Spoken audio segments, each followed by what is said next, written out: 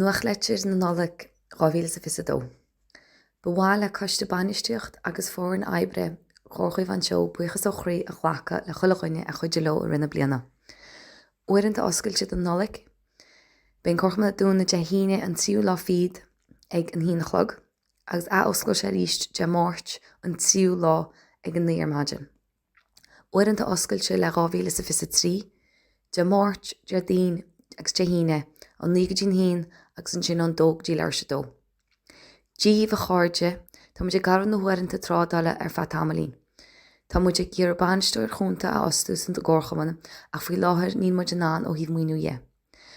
Bé muid ag dúna ahreithnú i ríiste mí márta agus le cúna dé má an feabhsa chósaí bé muid an dul reiste trádal mars gnách. Tastín rá las a teachta chun chunal suas le popperchas. Bé pádar agus rónan na gobar le chéile de máirt, de dhuine agus de dhuine freisin. Más máileh aonrad a ardú nó cuine a dhéanana le séir nó clóí is féidir leis an dhéanana an máirt, an deardaoin agus an ine. Bé muid fíor bhuaich as ach aonhholtaí nó smaointí atá agaí faoin na hárcha seo.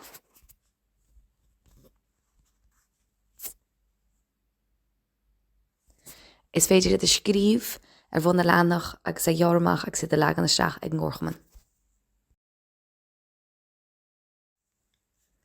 A chóirsail áran seo a leanas na séideal bailúchan brúscar den Nollaig.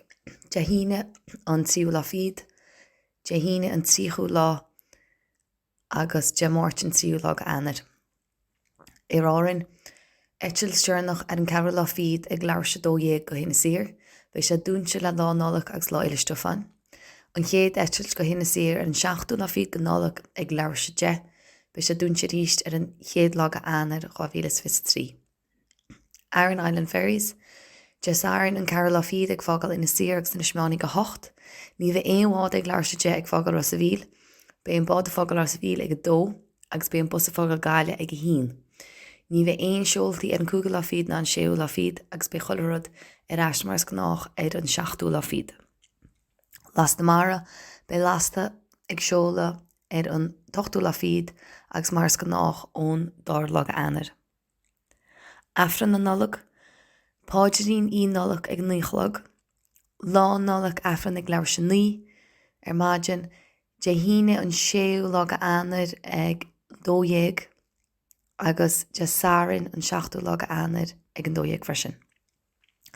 Clinicí na Nollaig ar inisoirr, bé an clinic oscailte mars gnách sos go dtí dhuine an dar lá fiad, bé siad dúnse ar an lún agus an máirt an 6 agus 7 lá fiad, ar an 9 lá fiad an deardaoin bé an clinic oscailte ó leir se ní go dtí hín, an dar lá go mbliain nó bé siad dúnse agus an sin an 10 lá a rá bé choilehoirt ar ais mars gnách. Bé dochtúir na gás Linda ag teach go inisoirr ar an 10 lá anar ag brad an aimsir, is féidir gluocha chud ára ag 9 2 2 2 7 le cuine dhéana. Tá fallantas ar an scéim fóstaíocht pobl áran, trícham ní uair a chleig chuile chaicís, so sin thart ar 9 uair a chleig go le sa teachtain. Fuoi réir inchaíocht ó RCS ní bhór íceocht cáilíthe de las social ach a áil ar fe séhí. Níl aon taithí teastal, deisna le tréáil chun scílan nua a ólam is féidir obair páirt'aimseach a dhéanana lasmó do uaireanta SFP le chuile ólas John Changwal le 987 ní 5 hína 2 a 9 nu tá seola rífostin sin ag c.níchnéile ag údarás.caí. Fógra maidir leis an páirc ile aimsir an Astro. An féidir le aongan atá gúsáid an páirc ile aimsir cíntiú go bhágann siad an áit glána na nia. Le rion seachtaí nuas tá líon olmhar brúscar fácián, cé bhfuil boscaí brúscar ag ngata. I nneo sin an 10 lá fiad go bhí na Nollaig bhí glúine briste ar an Astro. Mata do gasúr ga úsáid bheith mo buíoch ach an ólas seo rion sló. Níl aon duine ag géire ag go frí glas agus gar nach mé an ráháin. Agus an fógur dearnach an leanach seo tá glantar carpéid an bhfuil is a géanna aon glantar carpéid a bheith in anhíoch go inisoirr san líonú. Brósla agus inal ar cíos ó Chomhair an Teo. Tá an corcham an buíoch as bhfuair dacaíocht leis na blianta agus tuigeann muid faoi láthir gofuil ardú mór tacaí ar phrais na brósla. Tá muid ggéir sib a thuairt suas chun dáta maidir le preis na gcúil agus brósla faoi láthir. Ó híomh kerosín jebe ar 500 lítir brósla ar a laid a ardú le del.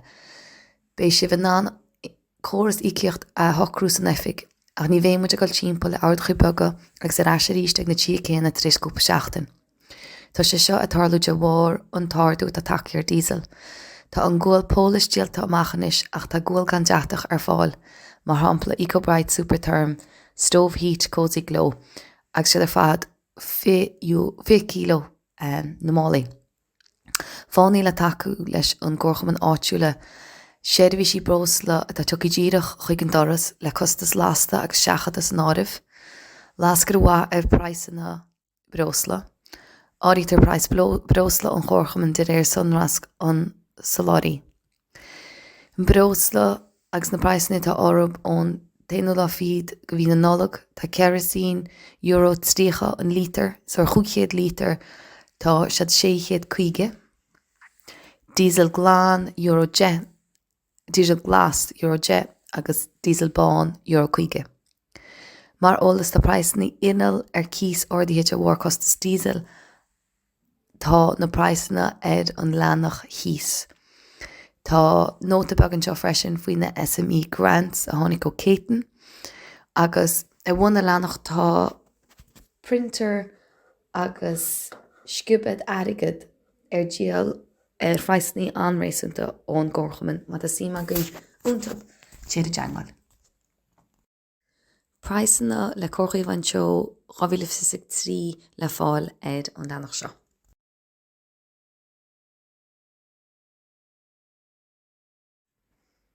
Cór chreidmheas áir an Teo, tá an busca litrach glasailte seo in efig Chomhair an Teo.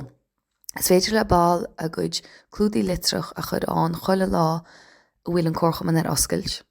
Dún cínte bhfuil de ainim, difir cúntas agus a méide táiste an scrífa ar nóta iste san glúdach.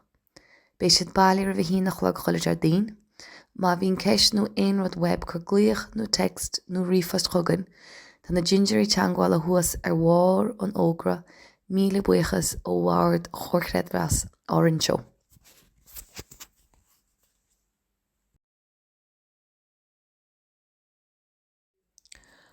Carchlós Rosavíl.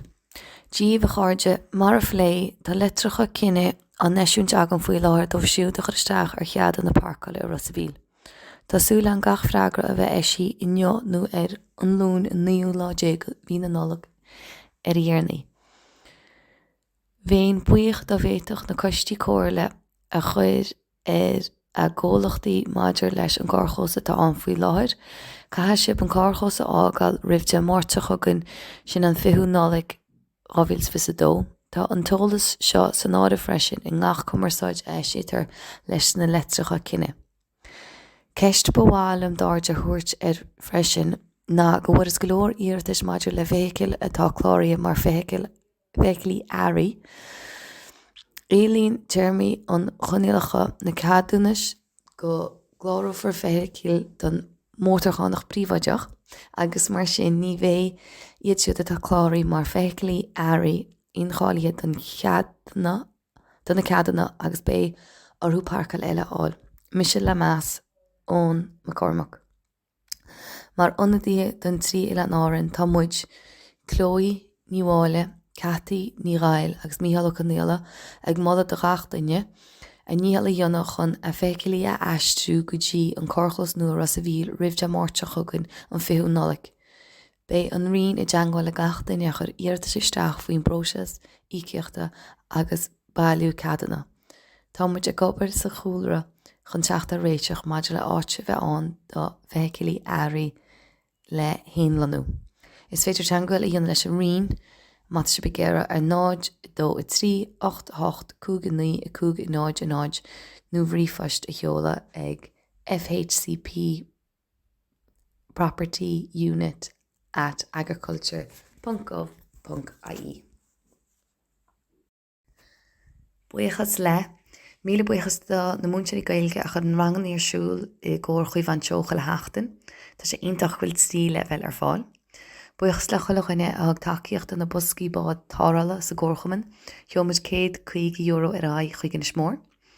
Míle buíochas dachar san áireann a rinne na bailachan drámhital, lectrach agus éadaí ar rinne bliana. Míle buíochas le lasta mara a chur sal áireann teorant agus chuilechine as an bailachan éadaí ar inisoirr do chuman Simón in Gáile, Maisibh. Bhhailm buíochas a chhlacha le Joyce By Cair as an sin tús sé €50 I dro costas na cóirí nó atá ag cabhrú le rothaíocht ní sábhailte ar an Uile. Tá airgid fósa seas amach de bhór na costas a bhain leis na cóirí mas má le haon cholacht eile nó aon duine eile áiríocht a dhéine. Plán forbar chuig bliana, míle buíochas de chuilechine a thug an tám le é a líon amach agus a go tuair mí a thuairt, déimmuid ag scapan na toirí go lua. Buíochas le chuilechine a tháinig ag mar an na Nollaig agus a thug takeíocht dún, bhí an dear seachtaine ein. Tá trí OPT nó ag an áireann sin Marion ní bhuileán in áireann, ón O'Donnell as an smeáin agus Áinis Éilín as inisoirr sin me se. So tá muid sa bastart ar mínis agus agsú le bula leis an bobal sa mblianú. Bhí drámí na Nollaig ar siúl le bhíon seachtaí nuas freisin agus maisibh chuilechine a ghlach páirtúnta I gluiste robnit agus scoilchuomhan ó múnseirí go chuilechine sa gúlra go dtí na scoláirí a tain bhí sib iontach ar fad.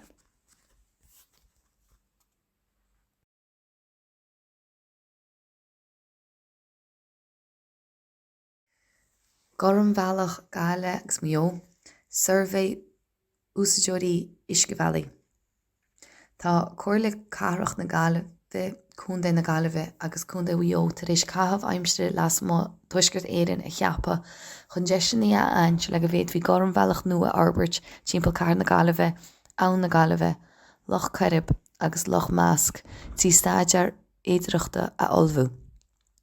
Is éspéiris tarasóireacht brandailte agus creidúnaithe iad Gorum Valley a tharnaíonn éspéiris éagsúil in Uisce nó nace leis an Uisce do bhainte na háite agus do chuirteirí ag baint úsáid as lochanna, cineálnacha, aibhnecha agus timpeallachtaí cósta chun siúl, rothaíocht, snámh, kayak, paddleboard seasta suas, chomáile nascanna dúlra agus éireachta a chruthú. Tá antóid ar an limistéir stáidear ag ddíochrasaí ar bháló a bheith faoi néir agus cuairteirí a réin a hagan chun tainneamh bhaint as fuinneamh na gathracha, na cineálacha, na trána an aice láimhe, mharcanna agus tíorghreaf dramatúil, ann na Corribhe, Loch Corrib agus Loch Mask. Mar sin féin breatar go minic nach maiantar nóhan úsáid as na hebhnecha, na cineálacha, na lochanna agus na cantar chósta. Trí tháirgí anisa inbhunaithe a Han aint ar nús Gorum Valley tá deisinaí an reachtain ar Uisce Valley a ausú don phobal áitiúil agus do chuirteirí agus cabhrann sé le gaeilgeir áitiúil a ausú trí luach a chur le cantar ratha ar fud an réigiún ar fad. Seo deis dó siúd a chúnaín in nace le agus dómh siúd a bhaineann úsáid as na Uisce Valley, cabhrú linn tuiscinnte áil ar an gaoí an úsáid tar iad agus a dúirimí a thuairt ar na deisina agus na saincheisina a déad faoi a bheith an do Arbert Gorum Valley faoi láthir agus amach anseo. Tá nascan agus na surveys faoi an písa sin agus an sin tá nóta beag cura ag an sustainable tourism an ceisneoir i scap muintir na héileán le tarsaí ré na bliana le fáil freisin ar an leanach céanna. Bhí go leor foclamóra ar an leanach sin. Ar leanach a bhí tá chuirsís ar chlár tréineile de hagascóirí ón seadbhís náisiúnta a chur chuir.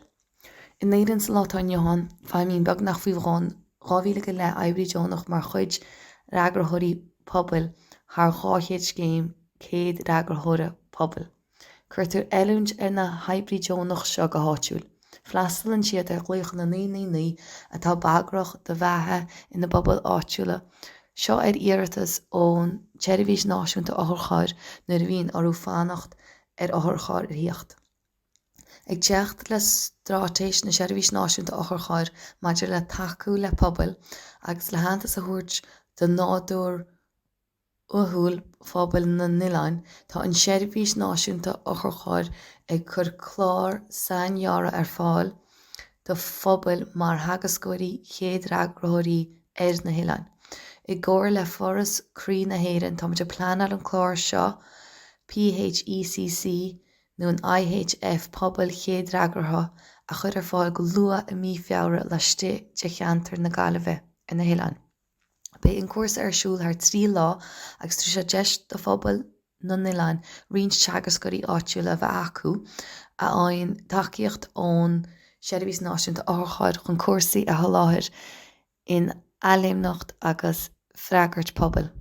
Ní gá go mbeadh aon chomhair leis ag ranfáirtí, díreach go mbeadh siad tuilte nach cabhrú lena cuasan, clúda an cuasan na scileanna riachtaнаcha ach forbróidh sé de chuid cumas teagas freisin. Nuair a bhéin na teagascóirí seo cáilíthe, gníomh siad freisin mar chéad reagarthaí pobal ar na Nollag agus curfar ar nólas iad maidir le héigeandálaí agus eachtraí áirid chun cuaram achar lua a sholáthar agus chun taú leis an Teireadh leis. De réir mar a chuireann na teagascóirí seo eilúint ar níos mó bailte an phobal, is féidir le siúd atá ailte a bheith ina géad reagarthaí pobal freisin más míó. So má tá sníomad sa gúrsa seo, seol riomh chuig banistóid at discoverinisoirr.ie nó ag cfr@hse.ie agus sa chuile ólas ar fáil an suíomh idirlín become acfr.ie. Tá muid ag bailú agad faoi láthir don chlós sprí tá busca in nefig an chórchaman. Bé muid ag dúna nasc ar líne go lua freisin má tá éanna gearasínta sa thuairt, míle buchas as mór bhlathúlacht go dtí seo bailú thart ar 700 ón na leabhar agus lá dadí na Nollag.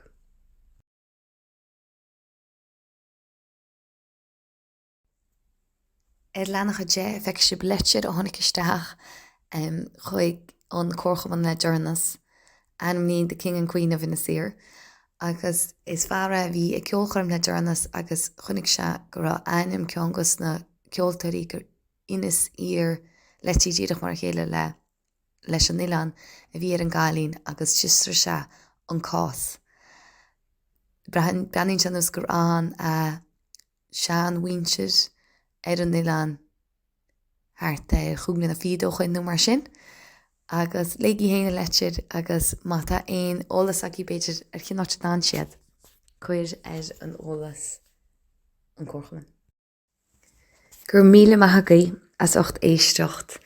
Seo den chéad uair ar rinne muid iarracht tafa de dionna ar an Nuachtlitir, Tásúlam go bhain sib tar a bheas agus mat aon tuair míú eis ólas agaí chur an fáilte mór ribh deangáilm. Ní me gear go mééis sib bréin nó sáirí I géisteach le mo glórsa, so mat a éonghine machchan seo a bheith sásta beidir bhutag tafa de dionna ar leannach nó go Nuachtlitir nó tá muidir gáil fí an be go chuir le chéile sum líon nó go mar éan na sásta páirtbe go bhacún sin bheith mo fíor buich agus féle behécht gáile deangáilm an teas a chórchaman nó tá mo chud san réir fáil ar líne. So guím Nollaig Shona ar fad tásúlam go méid sib sábhailte agus cinálta le féin agus go dóg sib go réa agus tá measúil go mór casta lib so líon nó. So dí aine sélín an efik of pleanáilteanga mar dhéantar mach go dtí seo Nollaig Shona chuile ar fad.